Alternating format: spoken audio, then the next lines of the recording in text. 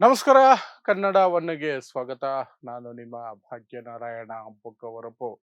ಇಷ್ಟು ವರ್ಷ ನರೇಂದ್ರ ಮೋದಿ ಸಂಸತ್ತಿಗೆ ಬರೋದಕ್ಕೆ ಹೆದರಿ ತಲೆ ಮರೆಸ್ಕೊಂಡು ಓಡಾಡ್ದಂಗೆ ಓಡಾಡ್ಕೊಂಡಿರೋರು. ಒಂದು ದಿನ ಬಂದ್ರೆ 4 ದಿನ 5 ದಿನ ಆಬ್ಸೆಂಟು. ಒಂದು ಬಾರಿ ಸಂಸತ್ತು ಸೇರಿದ್ರೆ ಒಂದು ಸೆಷನ್ಗೆ 3-4 ದಿನ ಸದನದಲ್ಲಿದ್ರೆ ದೊಡ್ಡ ವಿಚಾರ. ಉಳಿದಂತೆ ಒಂದು ವಿದೇಶಗಳನ್ನ ಸುತ್ತೋದು, ಇಲ್ಲ ಯಾವ್ದಾದ್ರು ಎಲೆಕ್ಷನ್ ರ್ಯಾಲಿಗೆ ಹೋಗಿ ಅಲ್ಲೊಂದಷ್ಟು ಭಾಷಣ ಬಿಗಿಯೋದು, ಇದೇ ನರೇಂದ್ರ ಮೋದಿ ಅವರ ಕಾಯಕ ಆಗಿತ್ತು. ಈಗ ಆ ಸಾಲಿಗೆ ದೇಶದ ಗೃಹ ಮಂತ್ರಿ, ನರೇಂದ್ರ ಮೋದಿಯ ನಂಬರ್ 2, ನರೇಂದ್ರ ಮೋದಿಯ ಕಟ್ಟಾಳು, ಸೇನಾಧಿಪತಿ ಅಂತ ಕರೆಸ್ಕೊಳ್ಳುವ ಅಮಿತ್ ಶಾ ಸೇರ್ಕೊಂಡಿದ್ದಾರೆ. ಅಮಿತ್ ಶಾ ಸಹ ಸದನಕ್ಕೆ ಬರುವ ಧೈರ್ಯ ಮಾಡ್ತಿಲ್ಲ. ಥ್ಯಾಂಕ್ಸ್ ಟು ಜೆನ್ಸಿ ಮೇಲೆ ನಡೆದಂತಹ ಕ್ರೌರ್ಯ. ಜೆನ್ಸಿ ಮೇಲೆ ದೆಹಲಿ ಪೊಲೀಸರು ವಿದ್ಯಾರ್ಥಿಗಳ ಮೇಲೆ ಕಾಕ್ರೋಚ್ ಜನತಾ ಪಾರ್ಟಿ ಆಯೋಜಿಸಿದಂತಹ ಜಂತರ್ ಮಂತರ್ ಪ್ರತಿಭಟನೆ ಸಂದರ್ಭದಲ್ಲಿ ದೆಹಲಿ ಪೊಲೀಸರು ನಡೆಸಿದ ಕ್ರೌರ್ಯ ಇದೆಯಲ್ಲ, ದೌರ್ಜನ್ಯ ಇದೆಯಲ್ಲ, ಅದಕ್ಕೆ ಉತ್ತರಿಸೋದಕ್ಕೆ ಧೈರ್ಯ ಇಲ್ಲದೆ ಅಮಿತ್ ಶಾ, ಈ ದೇಶದ ಗೃಹ ಮಂತ್ರಿ, ತಲೆ ಮರೆಸಿಕೊಂಡು ಓಡಾಡ್ತಾ ಇದ್ದಾರೆ, ತಪ್ಪಿಸ್ಕೊಂಡು ಓಡಾಡ್ತಾ ಇದ್ದಾರೆ. ಸಂಸತ್ತಿನ ಆವರಣದಲ್ಲಿ ಇದ್ದರೂ ಸಹ ಸದನದ ಒಳಗೆ ಬರುವ ಧೈರ್ಯ ಮಾಡ್ತಾ ಇಲ್ಲ. ಸೊ ಅದನ್ನ ಹೇಗೆ ವಿಪಕ್ಷಗಳು ಎದುರಿಸ್ತಾ ಇದ್ದಾವೆ, ವಿಪಕ್ಷಗಳು ಹೇಗೆ ಅಟ್ಯಾಕ್ ಮಾಡ್ತಿದ್ದಾವೆ, ಇದರಲ್ಲಿ ಒಂದು ಪ್ರಹಸನವನ್ನು ಸಹ ವಿಪಕ್ಷಗಳು ಸದನದ ಆವರಣದಲ್ಲೇ ಮಾಡಿದ್ದಾರೆ, ಸಂಸತ್ತಿನ ಆವರಣದಲ್ಲೇ ಮಾಡಿದ್ದಾರೆ. ರಾಮನ ದೇವಸ್ಥಾನದಲ್ಲಿ ಹುಂಡಿ ಕಳ್ಳತನ ಆಗಿದೆಯಲ್ಲ, ಅದನ್ನ ಪ್ರಹಸನದ ರೀತಿಯಲ್ಲಿ, ನಾಟಕದ ರೀತಿಯಲ್ಲಿ ಸಹ ಪ್ರದರ್ಶನ ಮಾಡಿ ಅಮಿತ್ ಶಾ ರಾಜೀನಾಮೆ ಕೊಡಬೇಕು ಅನ್ನುವಂತಹ ಕೂಗುಗಳನ್ನ ಕೂಗ್ತಾ ಇದ್ದಾರೆ. ಸೊ ಏನೆಲ್ಲ ಬೆಳವಣಿಗೆಗಳಾಗ್ತಿದ್ದಾವೆ, ಅಮಿತ್ ಶಾ ಮನಸ್ಥಿತಿ ಏನಾಗಿದೆ ಈಗ, ಯಾಕೆ ಹೆದರ್ಕೊಂಡು ಸಂಸತ್ತಿಗೆ ಬರ್ತಾ ಇಲ್ಲ, ವಿವರಿಸುವಂತಹ ಪ್ರಯತ್ನವನ್ನು ಮಾಡ್ತೀನಿ. ಸೊ ನಿಮಗ್ ಗೊತ್ತಿದೆ, ಜುಲೈ 20ನೇ ತಾರೀಕು ಈ ದೇಶದಲ್ಲಿ ತುರ್ತು ಪರಿಸ್ಥಿತಿ ಹೇರಲಾಗಿದೆಯಾ ಅನ್ನುವುದಕ್ಕಿಂತ ಆಘಾತಕಾರಿಯಾದಂತಹ ಪರಿಸ್ಥಿತಿ ಇತ್ತು. ಯಾಕೆಂದ್ರೆ ಮಕ್ಕಳು, ವಿದ್ಯಾರ್ಥಿಗಳು, ಯುವ ಜನತೆ, ನೀಟ್ ಪೇಪರ್ನಲ್ಲಿ 21 ಜನ ಮಕ್ಕಳು ಪ್ರಾಣ ಕಳ್ಕೊಂಡ್ರಲ್ಲ, ಅದಕ್ಕೆ ನ್ಯಾಯ ಸಿಗಬೇಕು. ಅದರ ಹೊಣೆಯನ್ನು ಈ ಸರ್ಕಾರ ಹೊರಬೇಕು. ಹೊಣೆ ಹೊತ್ತು ಈ ಸರ್ಕಾರದ ಶಿಕ್ಷಣ ಸಚಿವ ಧರ್ಮೇಂದ್ರ ಪ್ರಧಾನ್ ರಾಜೀನಾಮೆ ಕೊಡಬೇಕು ಅಂತ ಸಂಸತ್ತಿಗೆ ಪ್ರಶ್ನೆ ಕೇಳೋದಕ್ಕೆ ಬರ್ತಿದ್ರೆ, ಅವರ ಮೇಲೆ ದೆಹಲಿ ಪೊಲೀಸರು, ಅಮಿತ್ ಶಾ ಅಡಿಯಲ್ಲಿ ಬರುವಂತಹ ದೆಹಲಿ ಪೊಲೀಸರು ಇನ್ನಿಲ್ಲದ ಕ್ರೌರ್ಯ ಮೆರೆದಿದ್ರು. ಸರ್ವಾಧಿಕಾರಿಗಳ ಆಡಳಿತದಲ್ಲಿಯೂ ಸಹ ಅಷ್ಟು ಕ್ರೌರ್ಯ ಮೆರೆಯೋದಕ್ಕಾಗೋದಿಲ್ಲ.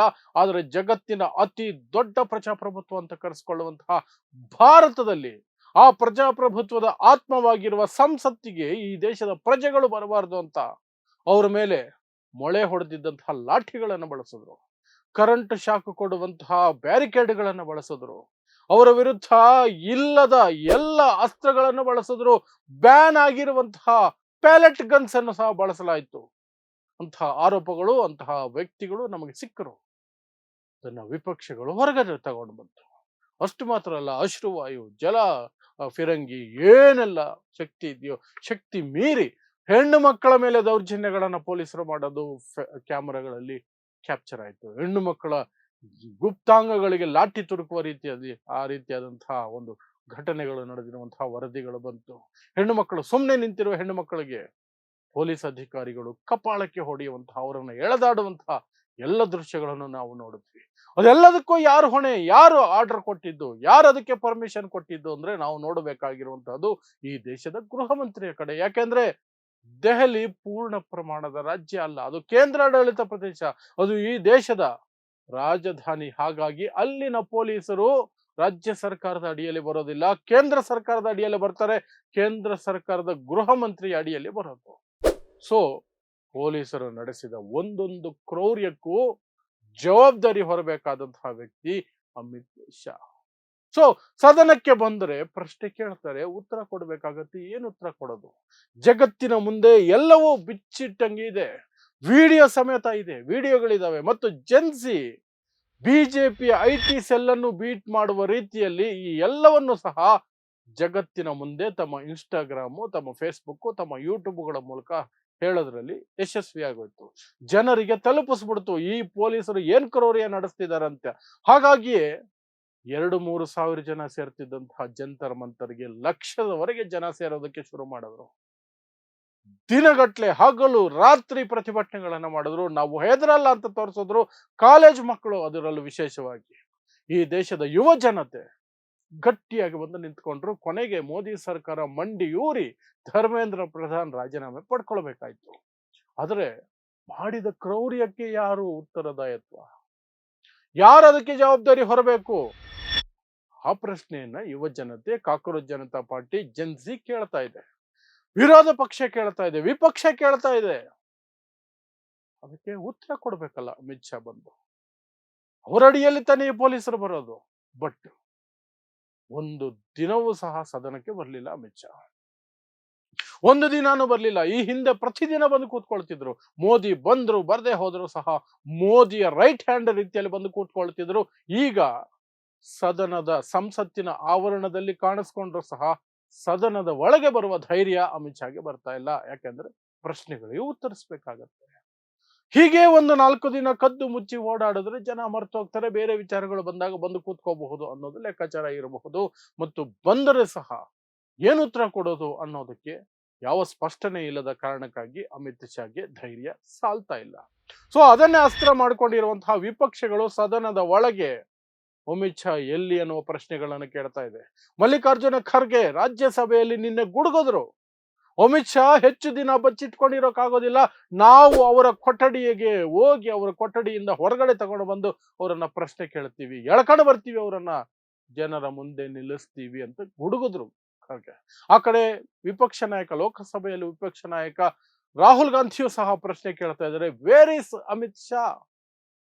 ಅಮಿತ್ ಶಾನೇ ಫೈರಿಂಗ್ ಆರ್ಡರ್ ಕೊಟ್ಟಿರೋದು, AK-47 ಎಲ್ಲ ಬಳಕೆ ಆಗಿದೆಯಲ್ಲ ಮಕ್ಕಳ ಮೇಲೆ ಅಂತ.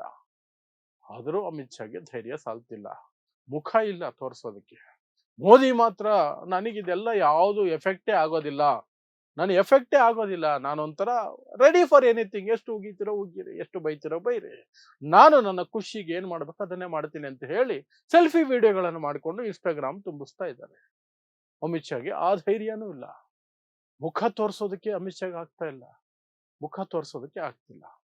ಸೊ ಇದನ್ನ ಪ್ರಶ್ನೆ ಮಾಡಬೇಕಾದಂತಹ ವಿಪಕ್ಷಗಳು ಮಾಡ್ತಿದ್ದಾವೆ.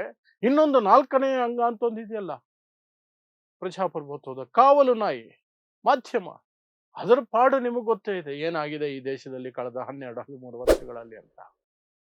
ಅವು ಕಾವಲು ನಾಯಿಗಳಾಗಿಲ್ಲ, ಮಾರಿಕೊಂಡ ನಾಯಿಗಳಾಗಿದ್ದಾವೆ, ಯಜಮಾನನ ಬೂಟ್ ನೆಕ್ಕುವ ನಾಯಿಗಳಾಗಿದ್ದಾವೆ. ಆ ಯಜಮಾನ ಸರ್ಕಾರ ಕೂತಿದೆ. ಸೊ ಬಿಜೆಪಿಯ ಬೂಟ್ ನೆಕ್ಕುವ RSS ಮತ್ತು ನರೇಂದ್ರ ಮೋದಿಯ ಗುಲಾಮಗಿರಿಯಲ್ಲಿ ಮುಳುಗಿರುವಂತಹ ಗೋಧಿ ಮಾಧ್ಯಮ, ಎಂಜಲು ಮಾಧ್ಯಮ, ಮಾರಿಕೊಂಡಿರುವ ಮಾಧ್ಯಮ ಅಮಿತ್ ಶಾ ಬಗ್ಗೆ ಒಂದು ಪ್ರಶ್ನೆ ಕೇಳ್ತಿಲ್ಲ. ಯಾಕೆ ಬರ್ತಾ ಇಲ್ಲ ಅಮಿತ್ ಶಾ ಸದನಕ್ಕೆ ಅಂತ ಕೇಳ್ತಾ ಇಲ್ಲ. ಆದ್ರೆ ಅಮಿತ್ ಶಾ ಕಂಡಾಗ ಅವ್ರು ಕೇಳಿದ ಪ್ರಶ್ನೆ ಏನು ಗೊತ್ತಾ? ಇದ್ಯಾವುದೋ ಹೊಸ ಕುರ್ತಾ ಹಾಕೊಂಡು ಓಡಾಡ್ತಿದ್ದೀರಿ, ತುಂಬಾ ಚೆನ್ನಾಗಿದೆ ಅಂತ ಹೇಳಿ ನಗಿಸ್ತಾರೆ. ಅಮಿತ್ ಶಾಗೆ ಬಕೆಟ್ ಹಿಡಿತಾರೆ. ಇದು ಗೋಧಿ ಮಾಧ್ಯಮದ, ಎಂಜಲು ಮಾಧ್ಯಮದ ಬದುಕು. ಆದ್ರೆ ವಿಪಕ್ಷ ಬಿಡ್ತಾ ಇಲ್ಲ. ಆ ಕಡೆ ಜೆನ್ಸಿ, ಕಾಕ್ರೋಚ್ ಜನತಾ ಪಾರ್ಟಿಯು ಸಹ ಬಿಡ್ತಾ ಇಲ್ಲ. ದಿನ ಬೆಳಗಾದ್ರೆ ಅಟ್ಯಾಕ್ ಮಾಡ್ತಿದ್ದಾರೆ, ಅವರು ಪ್ರಶ್ನೆ ಕೇಳ್ತಿದ್ದಾರೆ. ಈಗ ಅಮಿತ್ ಶಾ ರಾಜೀನಾಮೆ ಕೊಡಬೇಕು ಅನ್ನೋ ಮಟ್ಟಕ್ಕೆ ಜೆನ್ಸಿ ಹೋಗ್ತಾ ಇದೆ. ಇನ್ನೊಂದು ಹೋರಾಟಕ್ಕೆ ಸಜ್ಜಾಗಬೇಕಾಗುತ್ತೆ ನಾವು. ನಿಮ್ಮ ಪೊಲೀಸರ ದೌರ್ಜನ್ಯ ನಿಲ್ತಾ ಇಲ್ಲ. ಊರಿಗೆ ಹೋಗಿ ಪ್ರತಿಭಟನೆಯಲ್ಲಿ ಭಾಗಿಯಾಗಿದ್ದಂತಹ ವಿದ್ಯಾರ್ಥಿಗಳನ್ನ ಹುಡುಕಿ ಅವರನ್ನು ಬಂಧಿಸುವ, ಅವ್ರ ಮೇಲೆ ಕೇಸ್ ಹಾಕೋದು, ಬೆದರಿಕೆ ಹಾಕೋದು, ಅವ್ರ ಮೇಲೆ ಹಲ್ಲೆ ಮಾಡುವ ಕೆಲಸವನ್ನ ನಿಮ್ಮ ಪೊಲೀಸರು ಮಾಡ್ತಿದ್ದಾರೆ. ಬಿಜೆಪಿ ಆಡಳಿತ ಇರುವಂತಹ ರಾಜ್ಯಗಳಲ್ಲಿ ಮಾಡ್ತಾ ಇದ್ದಾರೆ. ಎಚ್ಚರಿಕೆ, ಮತ್ತೊಮ್ಮೆ ನಾವು ಸೇರ್ಬೇಕಾಗುತ್ತೆ ಅಂತ ಎಚ್ಚರಿಕೆಯನ್ನ ಕೊಡ್ತಿದ್ದಾರೆ ಜೆನ್ಸಿ ಮತ್ತು ಕಾಕ್ರೋಚ್ ಜನತಾ ಪಾರ್ಟಿ ಅಭಿಜಿತ್ ದೀಪ್ಗೆ. ಆ ಎಚ್ಚರಿಕೆ ಯಾವಾಗ ಬಂತು? ಜಂತರ್ ಮಂತರ್ ಸುತ್ತ ಈಗ ಪಾಕಿಸ್ತಾನದ ಬಾರ್ಡರ್ ಹಾಕುವ ರೀತಿಯಲ್ಲಿ ಎಲ್ಲ ಬಂದೋಬಸ್ತಿಗಳನ್ನ ಮಾಡಿಟ್ಬಿಟ್ಟಿದ್ದಾರೆ, ಮತ್ತೆ ಸೇರಬಾರ್ದು ಅಂತ. ಬ್ಯಾರಿಕೇಡ್ಗಳನ್ನ ವೆಲ್ಡಿಂಗ್ ಮಾಡ್ತಾ ಇದ್ದಾರೆ.